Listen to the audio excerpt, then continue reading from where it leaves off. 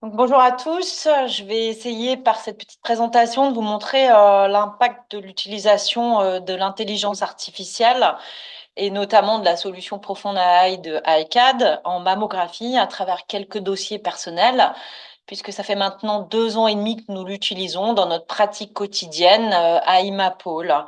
Donc sur un appareil GE Pristina avec de la tomosynthèse et un Fuji Amulet 2D sans tomosynthèse.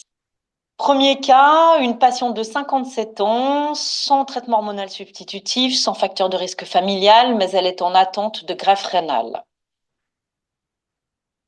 Voici sa mammographie 2D qui montre des seins denses, hétérogènes, difficiles, avec des lésions nodulaires des deux seins que l'on retrouve en tomosynthèse.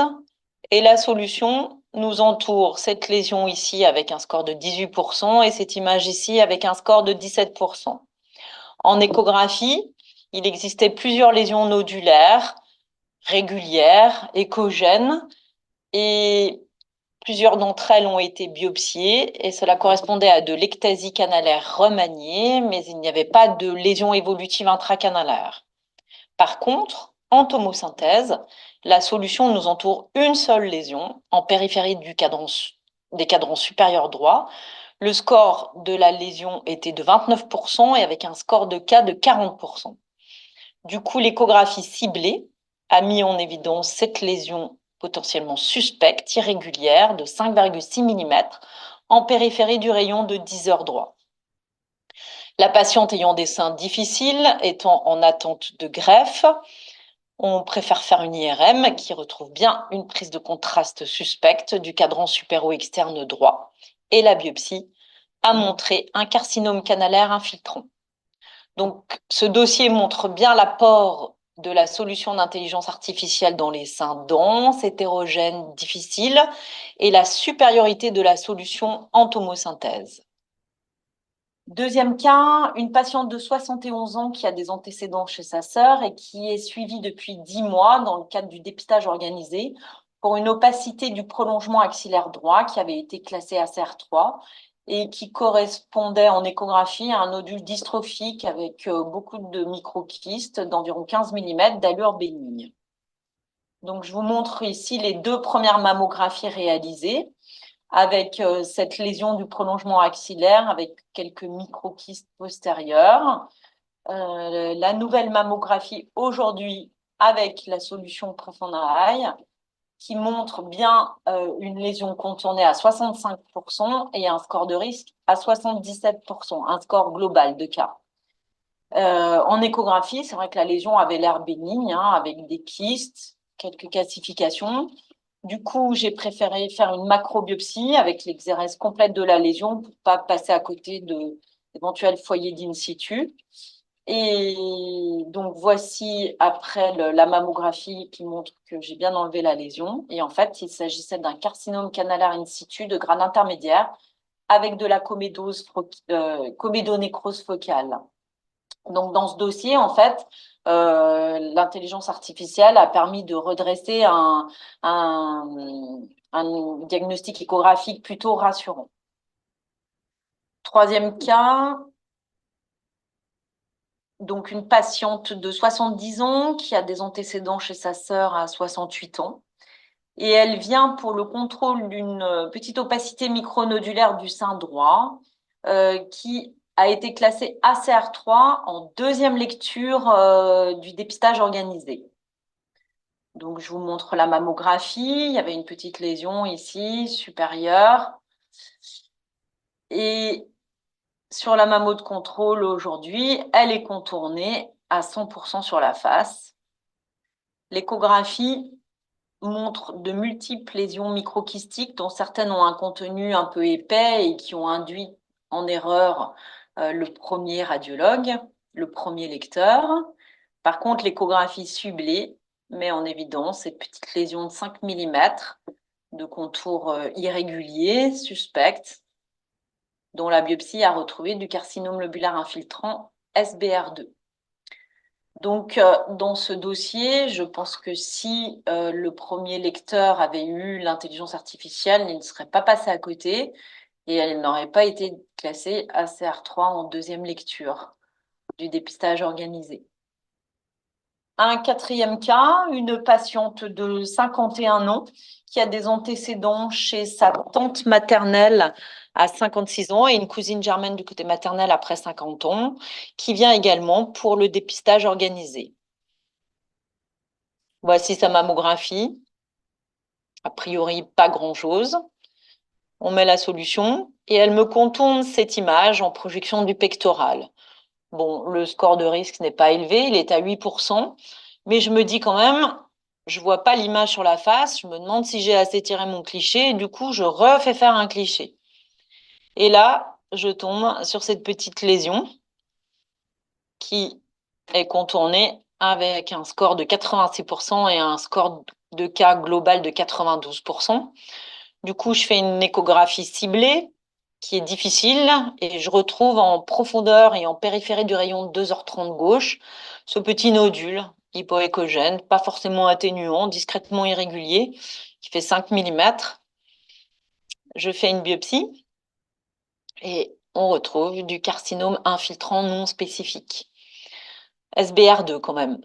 Donc là, dans ce dossier, on aurait pu dire au départ c'est plutôt un faux négatif de l'ICAD puisqu'il le contournait qu'à 8%.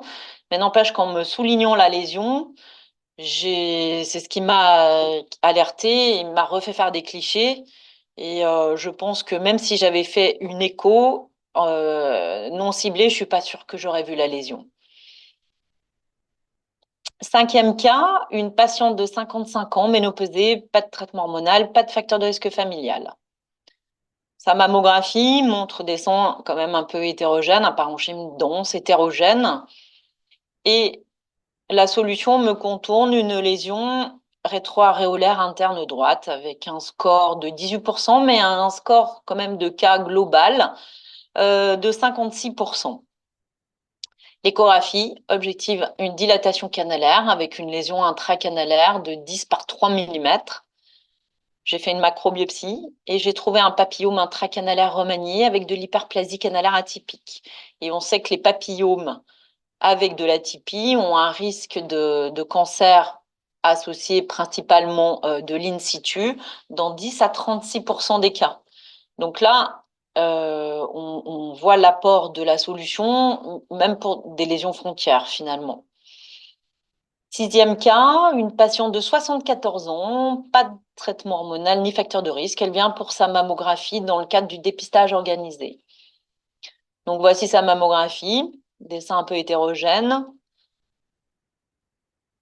Et la solution me contourne cette petite lésion à 24% avec un score de cas à 31%. L'échographie ciblée retrouve ce petit nodule de 7 mm suspect, dont la biopsie retrouve du carcinome infiltrant avec un KI 67 à 5%. Donc là, ça montre encore dans les seins denses, un peu hétérogènes, la grande sensibilité et spécificité de la solution. Septième cas, une patiente de 61 ans, pas de traitement hormonal, pas de facteur de risque. Et elle vient pour le contrôle à 7 mois d'un surcroît de densité micronodulaire du cadran supérieur ou externe gauche qui avait été classé à CR3 en première lecture du dépistage organisé. Donc voici la mammographie initiale, où on voit cette petite image micronodulaire. Il n'y avait pas de traduction échographique à l'époque. Alors moi, la patiente en fait avait pris juste un rendez-vous pour une échographie et la manipulatrice me l'avait déjà installée. Donc je fais quand même l'échographie en attendant d'avoir la place en mammographie. Et la lésion, en fait, je tombe sur une image de 8 mm, très très lobulée, plutôt suspecte, et je fais une palpation et je trouve dans le sein droit, donc contralatéral, je palpe une masse indurée des cadrans externes. Et là, je tombe sur cette volumineuse masse suspecte de 24 mm. Du coup, je demande à la manipulatrice de me faire une mammographie bilatérale qui objective une nette augmentation de taille de la lésion du sein gauche et d'au moins 2-3 lésions du sein droit. Évidemment, là, les scores de risque sont tous élevés, hein, avec une lésion à 100% à gauche, soit une des lésions à 67% à droite. et je fais retraiter la première mammographie, puisqu'à l'époque, on n'avait pas la solution. Et là, donc, d'abord la biopsie. La biopsie du sein gauche, c'est un carcinome infiltrant SBR3, et la biopsie du sein droit, un carcinome infiltrant SBR3 triple négatif. Donc, je fais donc retraiter, comme je vous ai dit, la première mammographie. Et finalement, la solution soulignait toutes les lésions, avec un score d'au moins 40% à gauche et sur une des lésions, 37% à droite. Donc, je pense que si le premier radiologue avait eu la solution, il ne serait pas passé à côté et il aurait au minimum fait une IRM.